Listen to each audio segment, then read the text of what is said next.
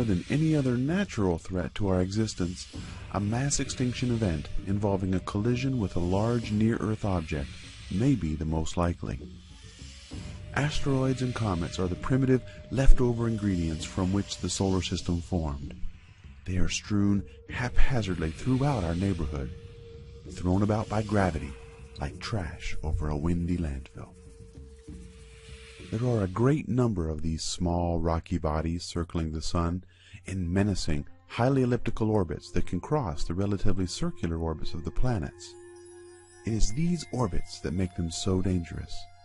They can all too easily cross our path as they make their own way around the Sun. They are very small and dark relative to planets, and they don't reflect much sunlight, which makes finding these elusive rocks difficult. Many small asteroids passing close to the Earth aren't found until they are almost right over our heads. Of course, these close encounters occur almost daily and we never notice. More and more, however, thanks to NASA's Near-Earth Object Program, more are being seen earlier. In fact, the week this video was made, on February 9th, 2011, an asteroid the size of a small car flew a mere 93,000 kilometers over our heads. NASA is currently keeping track of almost 8,000 known near-Earth objects, both asteroids and comets. The vast majority are small, less than 1 kilometer in diameter. One of them, an asteroid about 400 meters in diameter, has had our attention for some time. An asteroid known as Apophis. Named after the ancient great adversary of the Egyptian sun god Ra, Apophis was the embodiment of disillusion, darkness, and non-being. Apophis was the uncreator.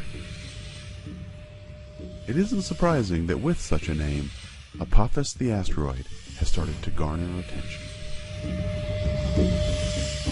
NASA first announced the discovery of the asteroid in December 2004, and initial calculations suggested that this body had an excellent chance of colliding with the Earth on April 13, 2029, with a chance of 1 in 37 that it would hit us. This announcement got a lot of attention.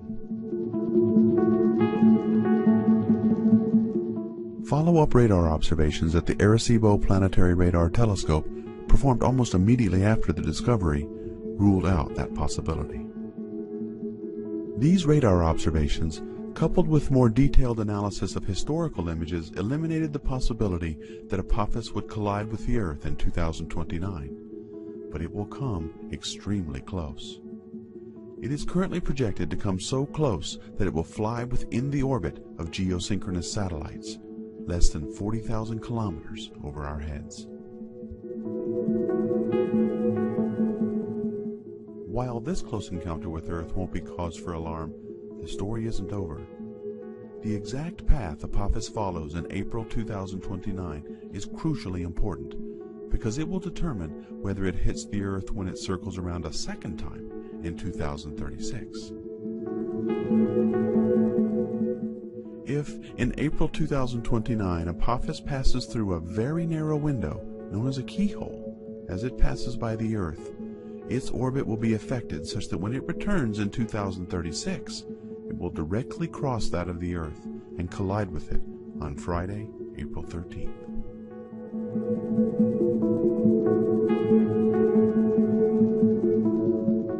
So will Apophis pass through this keyhole in 2029? In order to answer this, we need much more precise observations. As of early 2011, Apophis is very close to the Sun to make any accurate observations, and won't be in a good position until late 2011. In order to accurately determine whether the Earth is in for a bad day on April 13, 2036, we also need to know more about Apophis' spin direction and other physical parameters. These will be collected from a variety of projects at NASA, as well as the Arecibo Radar Telescope in 2013. These radar observations in particular will allow astronomers to determine the location of Apophis through 2070. Throughout its history, life on Earth has been at the mercy of these wandering, early building blocks of our solar system. Early in its life, Earth was bombarded much more than it is now. It is easy to understand how ancient people viewed the arrival of a comet, these uncreators, with dread and despair. Paradoxically, life on Earth may owe its very existence to the early reign of comets and asteroids across the surface. They may have been the source of water and other primordial building blocks, bringing the spark from which early life emerged. As the solar system ages, these events will become fewer and fewer as asteroids and comets are either thrown out of the solar system or collide with other planets. The question is, how many will hit us before they are gone? And will we find them in time?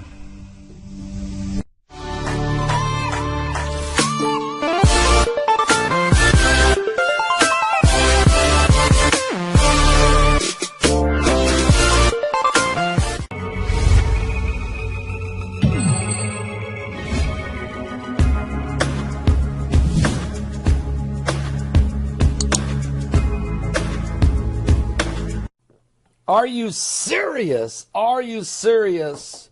Asteroids! But not just that, 5 waves of energy and the cosmic storm that's out there. I mean, Steve Quayle was on our show yesterday and he was talking about how that he used the waves of energy. He spoke about it.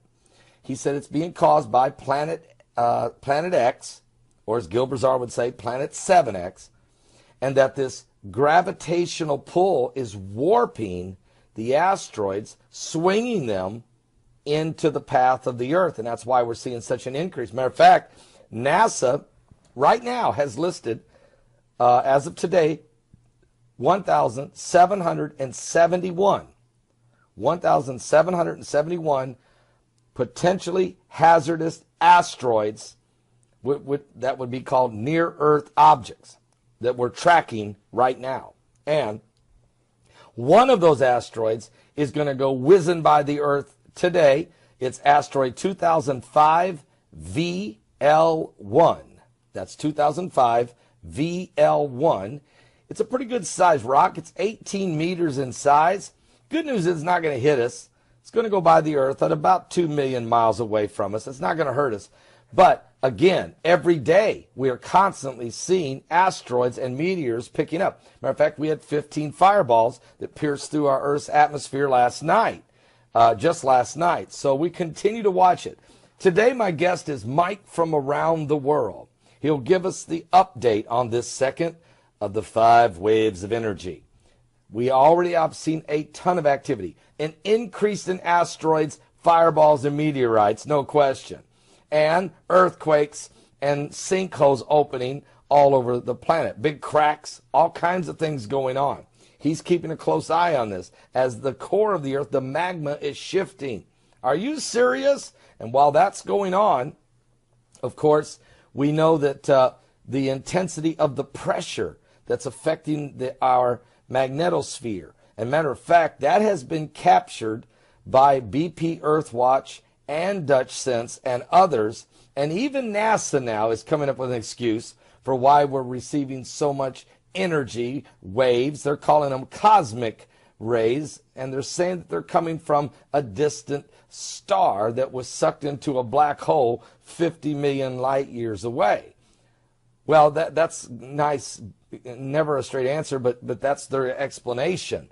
But we want to know more about it, and so today, as this has been such a power week, we had BP Earthwatch on Sunday night, we had Pastor Casper McLeod Tuesday, we had Gil Brazard Wednesday, Steve Quayle yesterday, and today Mike from around the world.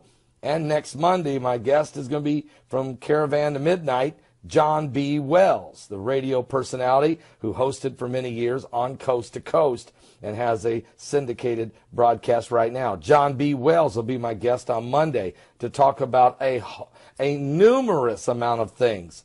It's going to be very interesting. But today, Mike from around the world, give us an update. He said that the first 100 days of the arrival of this second of the 5 waves of energy would be intense, but that it would get much more intense into around June, July, August, and September. We're going to feel a whole lot more. And how much radiation are we experiencing right now? Radioactive, radioactive. Is this all part of the process leading us up to the wormwood moment when the water becomes bitter? It's in the Bible. I understand the timing, but how does it come about? And is this the process? We're going to try to find out more about it in today's live broadcast today at my website at www.paulbegleyprophecy.com. That's www.paulbegleyprophecy.com. And yes, this is a sweatshirt with a sport coat over it. Yes, I've already been asked 3 times, what are you wearing? What?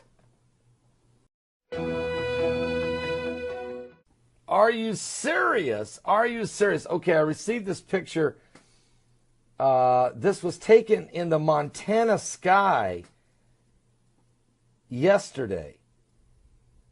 Now, to the right, up there at the top right, it looks like that could probably be Comet, potentially the Comet 45P Honda.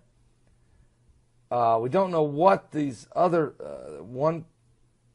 There's a black one over here. There's like a little black dot over here to the left near the sun. Of course, here's the sun. And right here, what is this?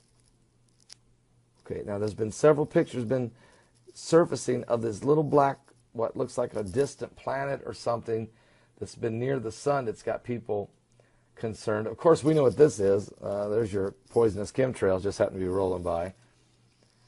And there's a couple of other weird things that's out there. We're going to talk about this. This picture was sent to us by Richard. And Richard's a professional photographer. And he looked up in the sky and seen all these different things happening and said, what is that? And what is this?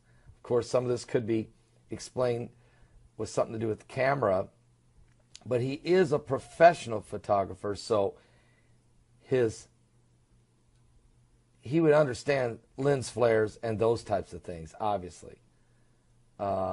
There's some unexplained things in this picture in Montana that we need understanding for. Now, if you watch today's live broadcast, we will show this picture fully, and it will be perfectly clear on that screen that we're going to show you during my live broadcast. So don't miss it today. It starts at 12 noon Eastern. Starts at 12 noon Eastern at my website at www.paulbegleyprophecy.com. Come to my website, watch the live broadcast. We'll show you this picture, the full frame of it in clarity, perfectly clear. And maybe you can give us some help in understanding what these things are. I know that this right here is very curious to me. That's very curious to me. But there's a lot out there. Give your life to Jesus Christ. He's coming soon. I tell you one thing I'd love to see is the Lord coming soon. Okay? He told us to keep looking up, folks, for our redemption is drawing nigh. Are you serious? Are you serious? Asteroid! I mean, how close are they going to get, folks? And when are you going to know about it? Only unless I tell you, usually.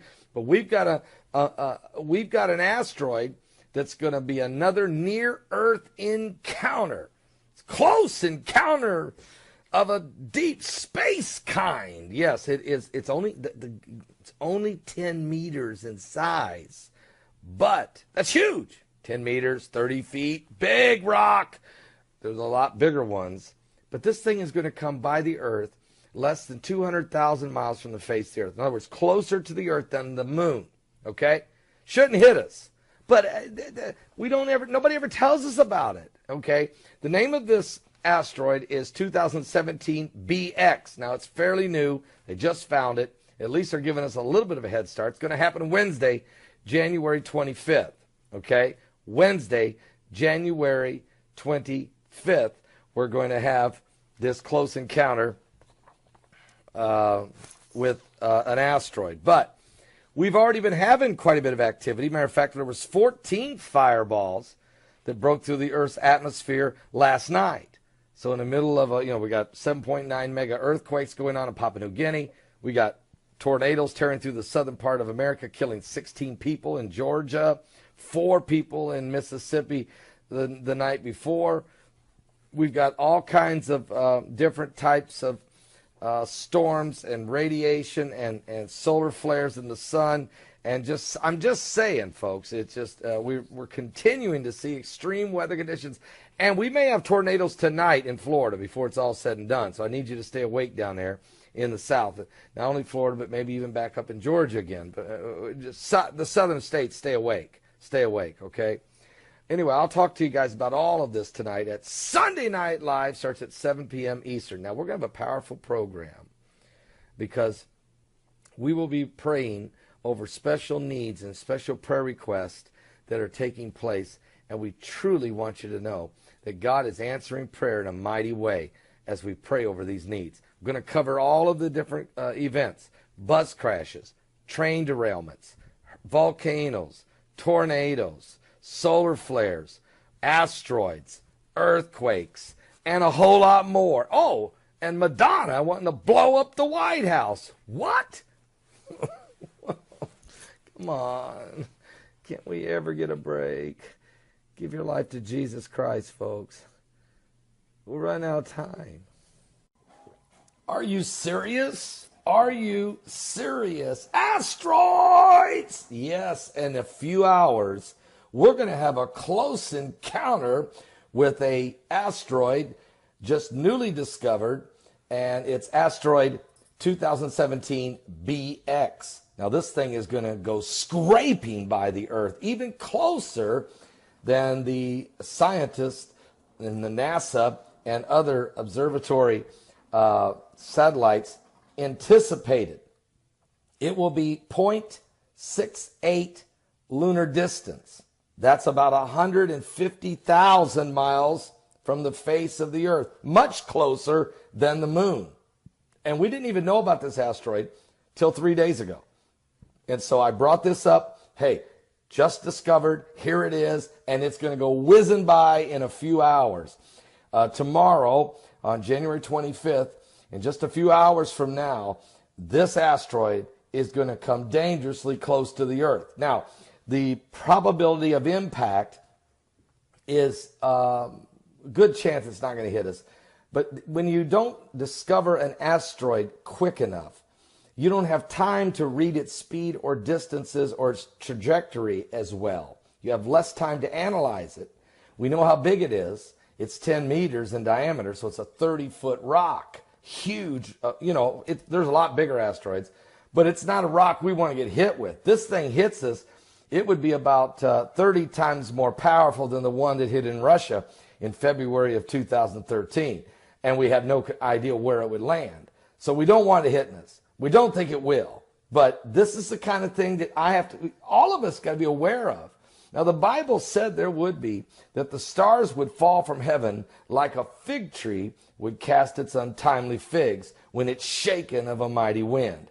And we know Jesus said part of the end time signs would also be this: there shall be signs in the sun, which we're at a solar minimum, with a huge hole in the coronal hole that's allowing solar wind streams to flow right toward us, sending CMEs and ultraviolet rays. So these things are happening. Signs in the sun. There shall be signs in the moon and in the stars. Distress of nations with perplexity. To see the waves roaring, and men's hearts would fail them for fear, for looking after those things that are coming upon the earth, for the powers of heaven shall be shaken.